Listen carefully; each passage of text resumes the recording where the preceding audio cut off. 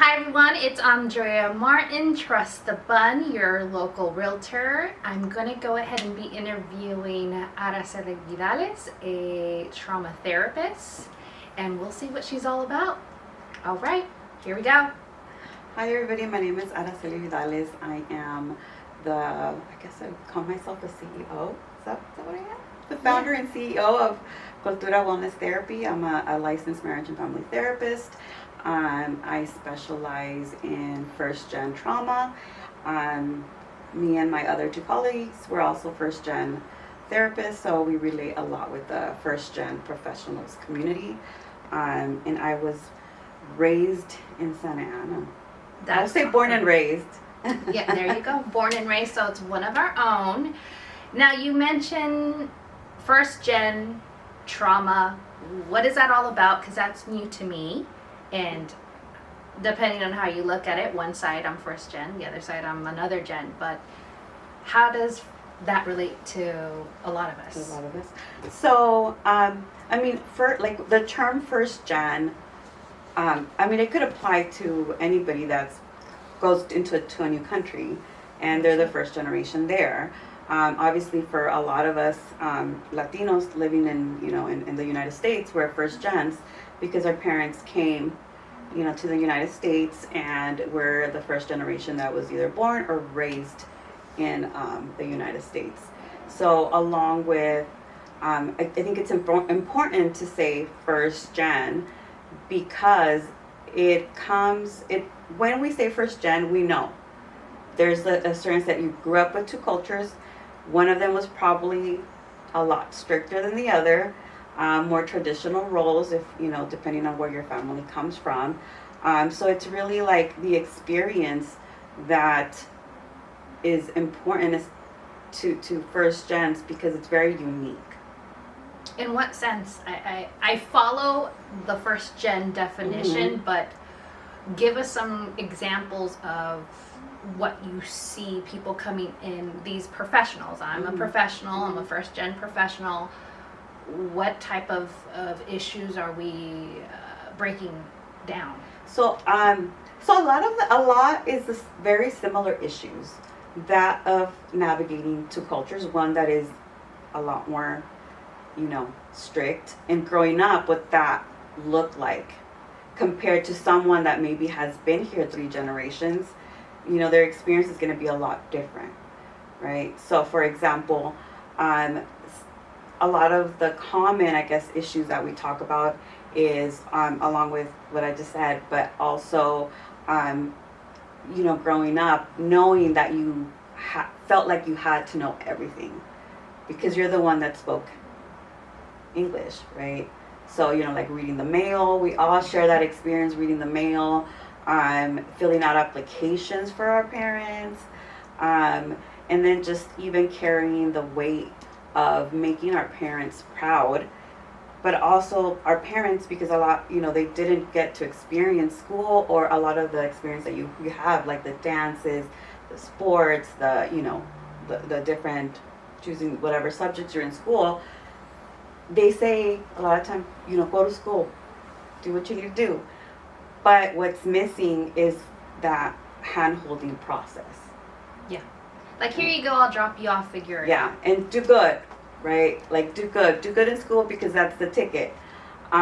Without really realizing how difficult it can be for someone who is learning the English language, maybe, right?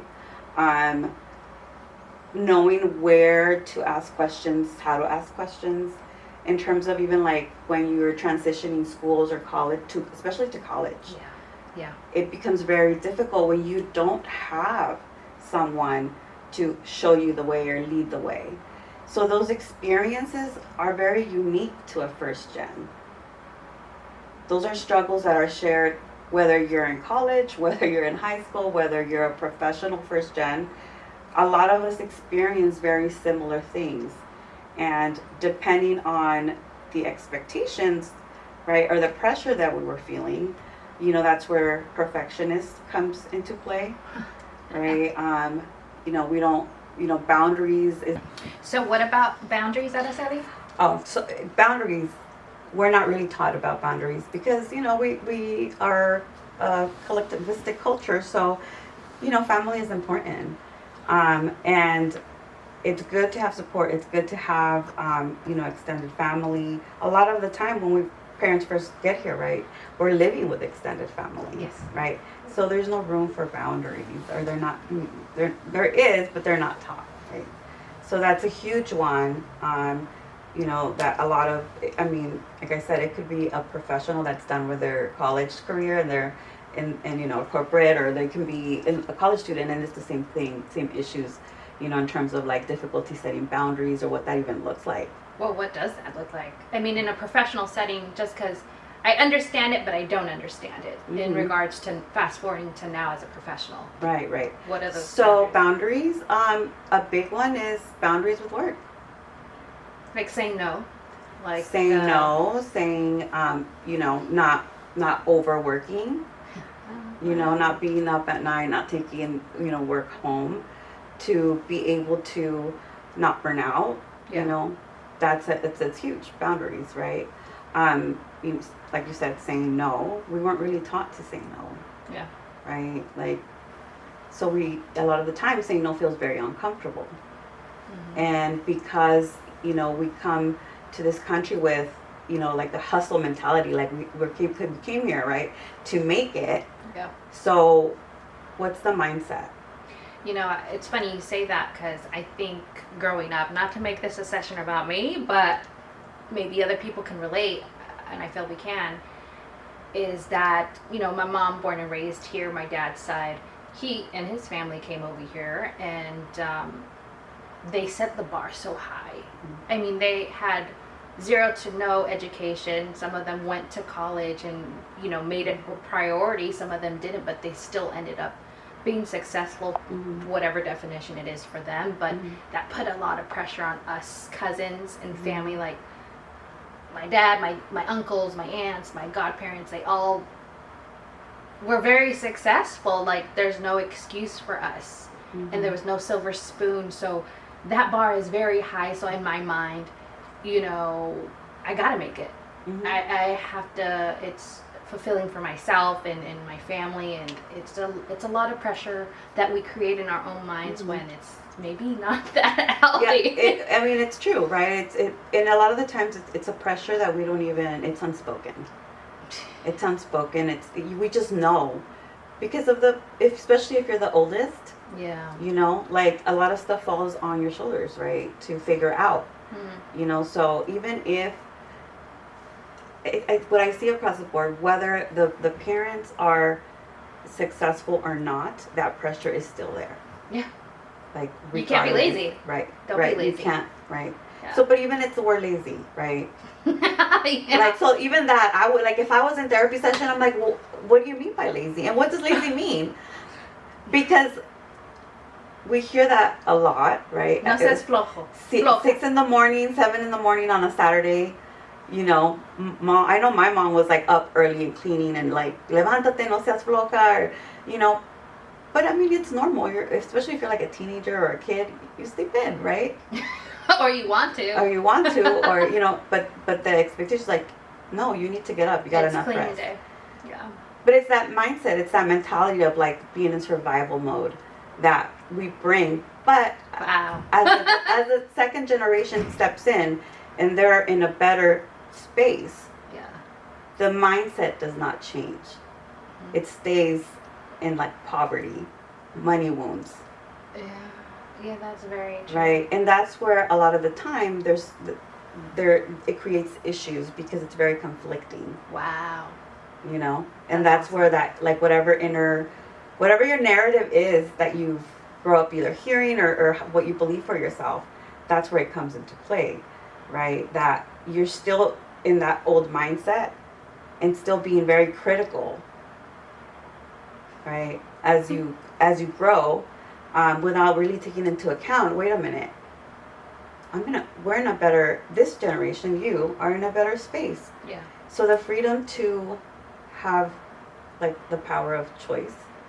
Yes. The freedom absolutely. to be able to leave a job because it doesn't suit you, Absolutely. I would say that that is progress. Mm-hmm. Being able to have a choice to rest and to call out sick is progress. Because our parents really couldn't do that, Didn't or have a felt they choice. couldn't, right? Or they would lose their job. Yeah. Right? And we knew we couldn't get sick because our parents had to work. But that mindset needs to shift. Mm-hmm. To we're in a better space. But that also needs to be communicated to the previous generations when they're being critical, because they don't see it that way. Yeah. You know, so I repeated this more than like once when I said, well, you know, next time say, you know what? I am enjoying the sacrifices that you guys made. Mm-hmm. And being able to rest, being able to allow your body to get better. You guys, because of your sacrifices, I can take that time off. Oh. Yeah, I mean, looking back, it's a lot of sacrifice. I'm sure we can all relate to that. Now, I know... So this is the difference Okay. between having a therapist who is of color. This is a good topic here. Because these are key points that, regardless, are going to come up. Yeah. But if you don't know the experience, I mean, think about it. When we come over, our parents come over, Mm-hmm. the experience is automatically different Yeah. for a lot of of us who are brown, because we're already in the state where our parents might not have the proper documentation. So there's always this fear of what might happen. Is my family going to get ripped apart? Not just from the parents, but the kids too, because they pick up on that, Yeah. right? So, I lost my train of thought. There was a point to that. But when we understand that we came into this country with all these issues already, they're just they're there. Yeah. Versus someone who either has been here for like 4 or 5 generations, or, you know, maybe they're Caucasian, you know, and it's just a different experience because they don't have that Yeah. worry. Yeah. It's funny, I find myself in the middle. Like, I got a mixture of both, and I've always felt like it benefited me. Mm-hmm. Because I can relate to those who are strictly first gen and those who have been here for generations. Mm-hmm. But it's definitely made me stronger and appreciate and be empathetic to everybody that I cross that does live in fear that, oh my gosh, my parents don't have papers. Like, then that fear is put on these poor kids, you know, at a young age. It's very sad. So that brings me to trauma. Again, I'm reading your biography and you specialize in trauma, so for those looking for a therapist, they may think, okay, I went through a hard year last year, and they want to unpack that and why and how they can overcome it if it comes again. But trauma, I don't relate to that. How is that? Well, I mean, you know, by definition. I can't tell you what your trauma is. Yeah. Right? Because you might not see it as trauma. Mm-hmm. Right? I might think it's trauma. But if you're not going to label that, then it's not. You know? Then there's the other side of the coin where, you know, maybe something that might not be a big deal to someone else, this other person will label it trauma. What are some examples that you see that are common, possibly? That are common? To be honest with you, I don't have the issue of people not saying I don't have trauma. But like some of the common things that I deal with is obviously like the trauma of being DACA and not knowing what your future looks like. You know, I have clients like that. I have, you know, for a lot of like the first gen professionals, workplace trauma, but we don't think about it. What do you mean, that workplace? Well, so one of the examples is like I've had like a few clients that were engineers who were women and were brown, and were obviously, being an engineer, there's ethnically speaking, they didn't have a lot of people that they could relate to, Okay. right? But then it's almost like feeling like I always have to catch up, or I always have to, either do either the Outwork. same or more, right? Always feeling like, or the imposter syndrome, like I don't even belong here, and getting in that loop. I've always wondered what that meant. Mhm. I know you talk about it in your TikToks and your Instagrams. Please follow Araceli. About the imposter syndrome. I was just like, I wonder what that is. Yeah, so it's you have the skills. You do belong, let's say, in like me as a therapist, right? But for whatever reason, I might feel like, wait, do I belong here? Am I a good therapist? Am I going to be able to be okay? You have this narrative of like questioning, whether you belong or not, especially like in a professional setting, because of the challenges that we have experienced, either getting to where we're at, but just the narrative again that we might carry, that we need to be perfect, or that we need to get everything right. Yes. Right?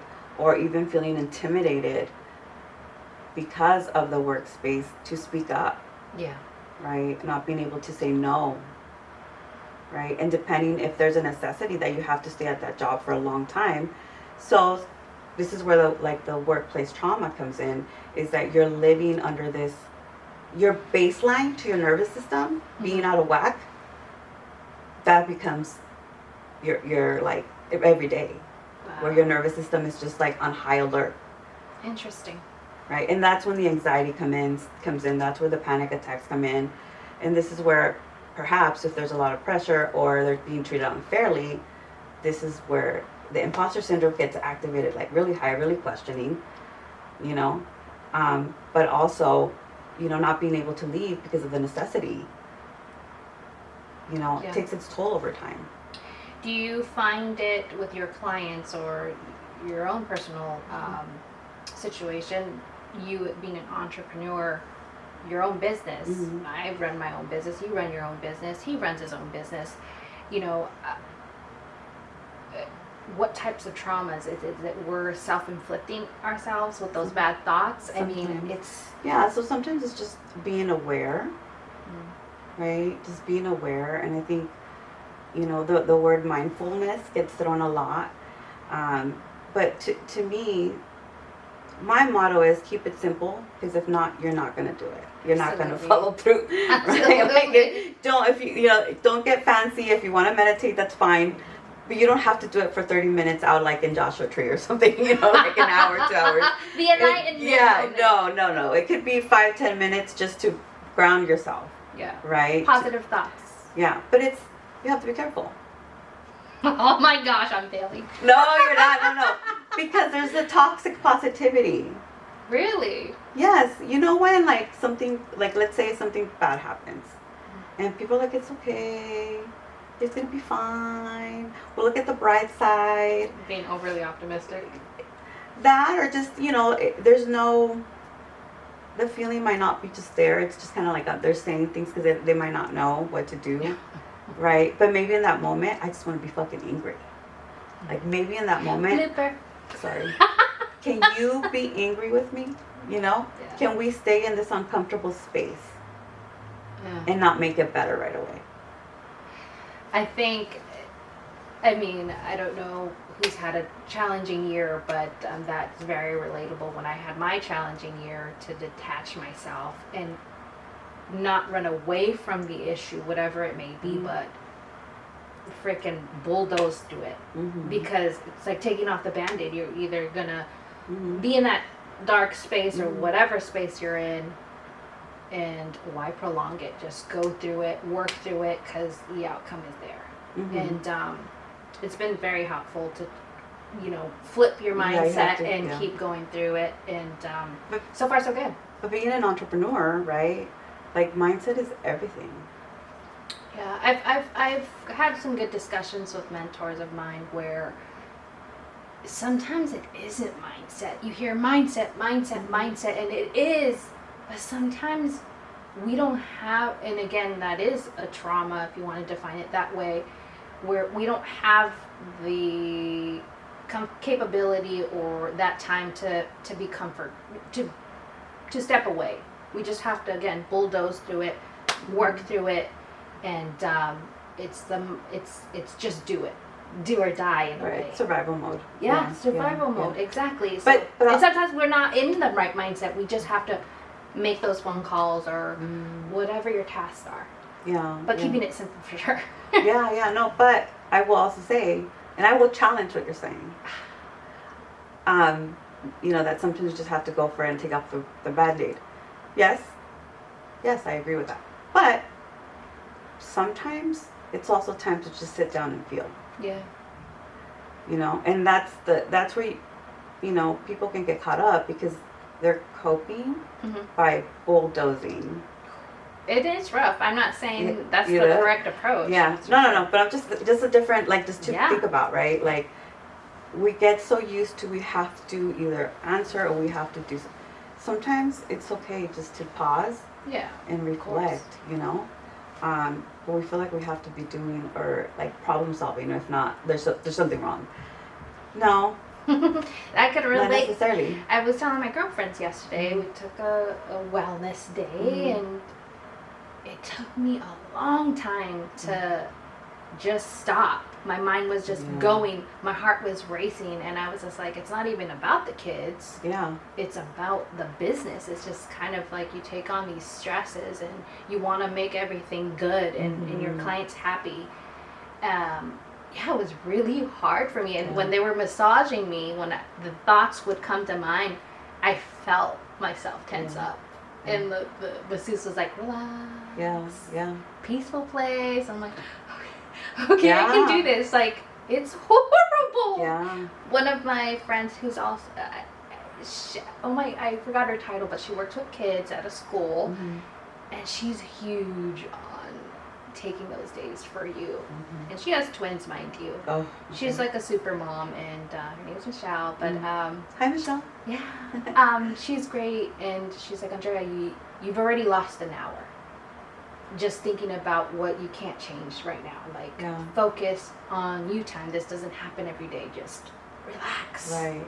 But it's not that easy, right? No, it's not. I told you, like, I feel silly for not being able to kind of turn it off. Yeah. I know successful people.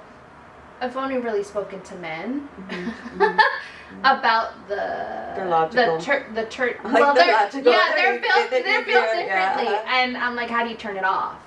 They're like, what? What do you mean? You talk to your wife about your day, and it's like, no, I just get home and that's it. And I'm like, okay. I can't relate. I can. I'm getting better at it, but sometimes I have to remind my husband, like, no, I don't want to talk about it.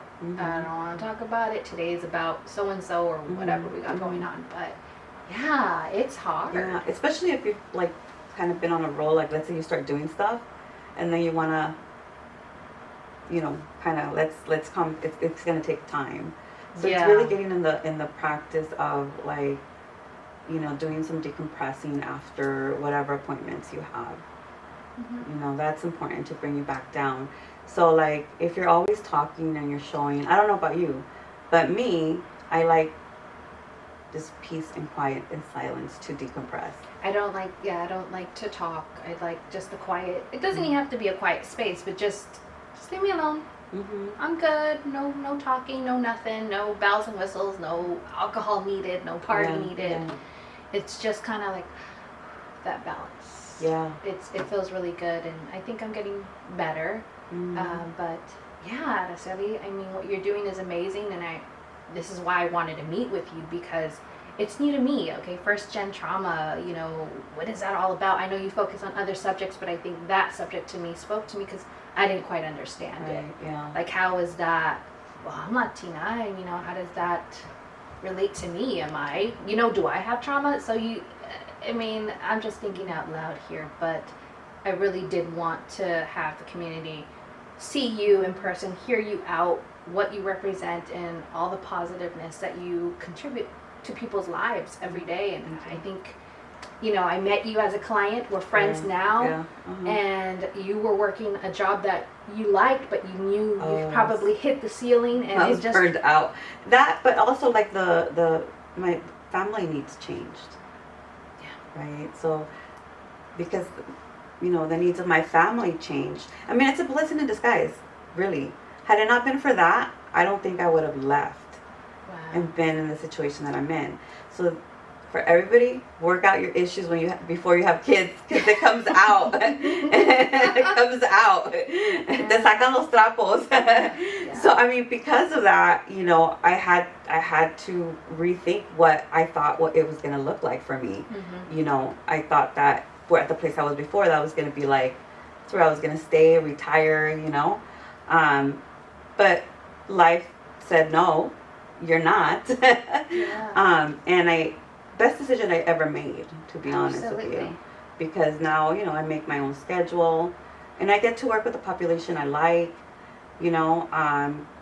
My kids are in a better space. My husband and I are in a better space. It's awesome. So yeah, I never saw. I used to say I never want to be my own boss. I used to say that when I was like. I used to always say that. I used to always say that. I don't want to be my own boss. It's too much work. But it's a different type of work. Yeah. Because it's for you. Yeah, and you get what you put in, that's for Mm-hmm, sure. mm-hmm. Sometimes the wait is a little longer Mm-hmm. to see the rewards of your efforts. Maybe not to everybody, but definitely it's a climb. Yeah. No, but I work specifically how you can relate. It's because going in, we're labeling ourselves as first gen therapists. Mm-hmm. So going in, they're gonna get me because they've experienced what I've experienced as a brown woman or as a brown man. Mm-hmm. Another question: do you have any? Is there a heavy male clientele for you? I know mental health is maybe taboo for the male population in our community, but are you seeing a growth? I do have a good. That's awesome. That's good to know, a good because chunk of male clients. I hear, being a man, I mean, we may think it's easy, but I hear that it's very lonely. Mm-hmm. I don't think they could, pull up and Well, meet with you and decompress. Right. Like, well, the stigma, right? The exactly. expectations of like The alpha, I got it under control. Totally. Los hombres no lloran. That narrative that is perpetuated a lot of the time. But fortunately, I feel like it's slowly changing. Mm-hmm. Where just in general, right? Like I feel like it's slowly changing where more people are looking. The first gens, I feel like, it's heavy. they're really looking for therapy. I More feel now than like before. Thank God. That's yes. great. That's and great. I think too that although there still isn't enough brown therapists, there's more than there was like when you and I were like in high school. And we don't want to put people in a box. It's just speaking to other friends that have therapists, and they come of different backgrounds, and they've had the opposite race to their same race, and they do notice a big difference. Yeah. And that's no knock on anybody. No, it's just even with your own doctors, you may, or even with your own realtors, it doesn't matter what shade they are, but as long as they're doing their job and there's that trust and they're able to help. Yeah, well, it's the relationship that is going to be the healing part, right? And the truth is, like, it's okay to shop around for a therapist. Absolutely. It's okay, that's why a lot of us do 15-minute consultations for free. And you can always, one thing I will say, do not seek, like, let's say there's a therapist that you connect with and you're like, oh, the price, I'm not even going to try. You should still try. You should still try, because you never know. Yeah, but they can work out. Or? Yeah, you just never know. Worst case scenario, it doesn't, it's a no. Best case scenario, maybe you work something out. Absolutely. So try if you, but I will also say, if you connect with a therapist, it's an investment in you. Yeah. It's an investment in your growth and your development, right? And I think now that I'm a business owner, talking to other business owners que son mujeres, I realize, wow, everybody either has a coach along the way, or like a business mentor. You know, the people that I have seen, that I have met, that are like, they're doing things, all have invested in themselves first. Absolutely. You know, including me. Before, you know, when I was getting ready for to do the practice, I felt like I needed to invest in that. So I didn't at that time, I was working. So I was like, oh, well, I'm just gonna have to put it on my credit cards. That's how broke I was. But I was like, I'm gonna make it happen. And look at you. Yeah. And you were one of the people outside of the realtor bubble to really motivate me to get a business coach. You're the only one. I mean, it's funny to say that out loud. I mean, a lot of people that I know within, they had their own personal opinions, but you're the only one that really like, no, you need to do it.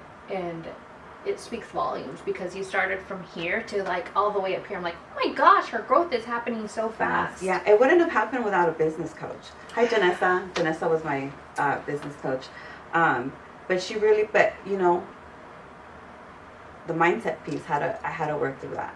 Yeah. In terms of like really not, you know, stay in the survival mindset, but also in the growth, you know, mindset Again. Mm-hmm. That's awesome. Because sometimes we get stuck there, and we're afraid, the fear. Awesome. Well, guys, you heard it here. My friend Araceli Vidales. Look her up on, what's your hashtag so they can follow you? Oh, so at aracelividales.lmft. There you on have Instagram, and then TikTok, no? I do have TikTok, but I'm not on it that often. I'm mostly Instagram. Okay, Instagram. I have to for my well-being. It's too much. Balance the social. Here I am in all the social platforms. I can't keep up. Yeah, it's a lot. It's so dealing with just one, I guess it's smart for now. Working. Yeah. For now, yeah. So please follow her and click on her bio. She has a great website that kind of breaks down what she does. She does marriage counseling, correct? Mm-hmm. And obviously first-gen trauma. And she's a great therapist, a great So friend, a great mom. Yeah, we work with everybody. Obviously, our specialty is first-gen, but we work with everybody. Awesome. You know, so, you know, look me up, or I have my website, culturawellnesstherapy.com. Again, if you have a situation you can't go through or can't break through, please reach out to my friend or any therapist for that matter. Mental health is crucial and important, and I want you guys to all know that you're not alone. Alrighty, until next time. Bye guys.